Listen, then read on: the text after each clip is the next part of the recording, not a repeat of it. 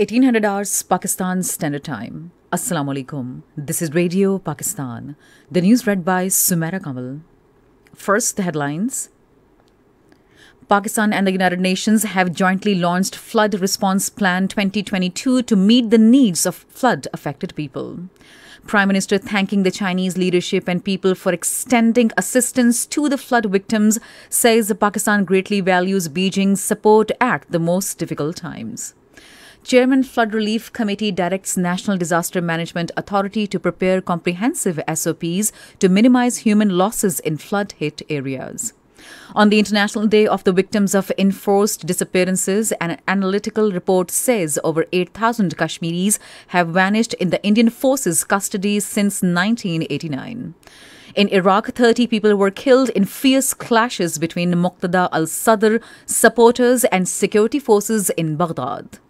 European Union defense ministers are meeting in Prague today to discuss the situation in Ukraine. In the Asia Cup cricket at Sharjah, Afghanistan will take on Bangladesh today. And now the news in detail. Government of Pakistan and the United Nations have jointly launched Flood Response Plan 2022 to meet the needs of flood-affected people. Speaking on the occasion, Foreign Minister Bilawal Bhutto Zardari urged the international community to give its full backing to the flash appeal to help the most in-need flood-affected people of Pakistan. He encouraged them to contribute generously towards meeting the funding requirements of this response plan. The Foreign Minister said the appeal prioritizes focused interventions in areas of education, food security, agriculture, health, nutrition, protection, shelter, and non-food items, water, sanitation, and hygiene. He further said Pakistan will need support of the international community for reconstruction and rehabilitation of flood-affected areas. In a video message on the occasion, the UN Secretary-General Antonio Guterres said the world body has issued flash appeal for $160 million to support the response led by Pakistani government.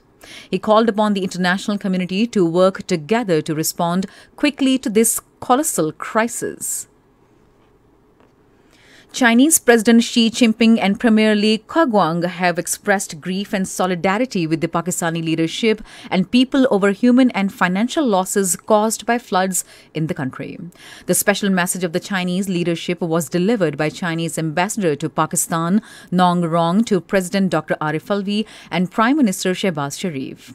Expressing his good wishes for the Chinese President and the Premier, Shehbaz Sharif said the Chinese leadership and people, as always, have demonstrated their friendship and open-heartedness for Pakistan. China has announced an aid of 100 million yuan for the flood victims of Pakistan. It has donated 25,000 tents and other relief goods. Later, in a tweet today, Prime Minister Shehbaz Sharif thanked Chinese President Xi Jinping and Premier Li Keqiang for extending financial assistance to the flood-affected people of Pakistan. In view of the large-scale devastation caused by floods across the country, the Prime Minister's Relief Fund has been activated in order to enable the people at home and abroad to voluntarily contribute to the relief and rehabilitation activities. Donations can be deposited in account number G12164 or National Bank of Pakistan's account number 41810488973. Overseas donors can also send money via wire transfer, Money Services Bureau, money transfer operators, and exchange houses. Cellular users can also donate 10 rupees by sending an SMS fund on 9999. On behalf of the whole team of Radio Pakistan, we appeal the people, including the expatriates, to lend a helping hand and donate generously in the relief fund to help victims of flood. Minister for Planning and Development Ehsan Iqbal has said funds from the development budget will be diverted for the rehabilitation and reconstruction of flood-affected areas. Addressing a news conference in Islamabad today, he said according to preliminary estimates, $10 billion will be required for the rehabilitation of flood-affected areas. Ehsan Iqbal, who is also the chairman of the Federal Flood Relief Committee, said the calamity has claimed over 1,150 lives and damaged about 1 million houses.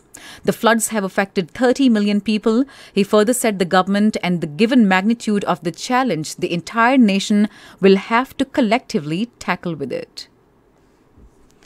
Later, chairing a meeting of Flood Relief Committee in Islamabad today, Ahsan Iqbal directed National Disaster Management Authority to prepare comprehensive SOPs in collaboration with provincial disaster management authorities to minimize human losses in flood-hit areas.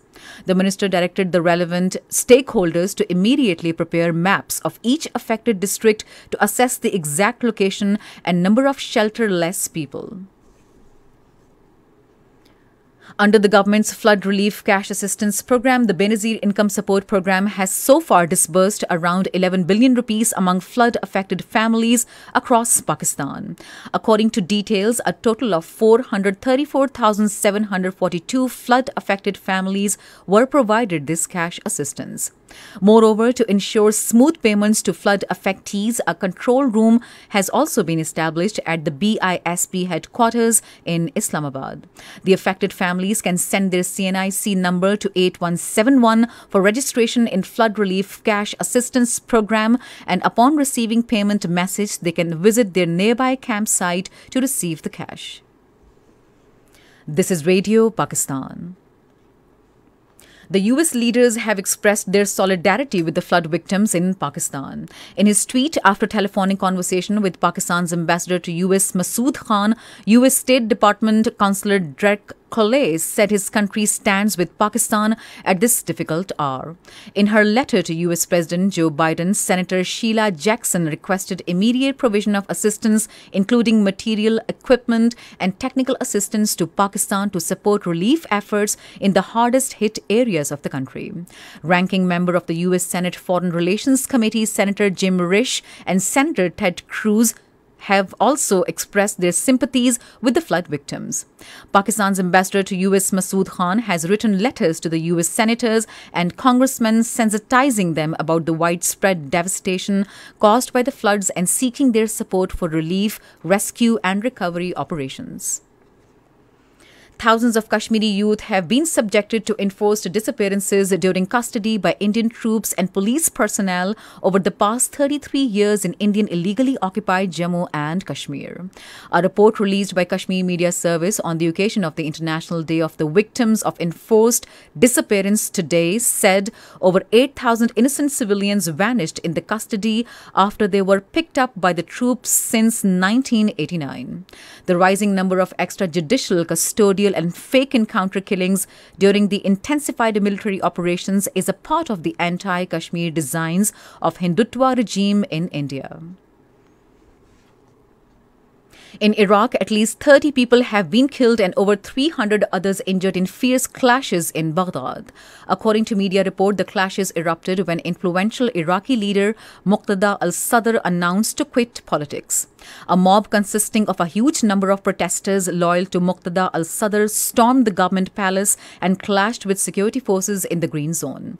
Meanwhile, Iraq's military imposed a nationwide curfew. The European Union defense ministers are holding a meeting in Czech Republic capital Prague today to discuss the situation in Ukraine.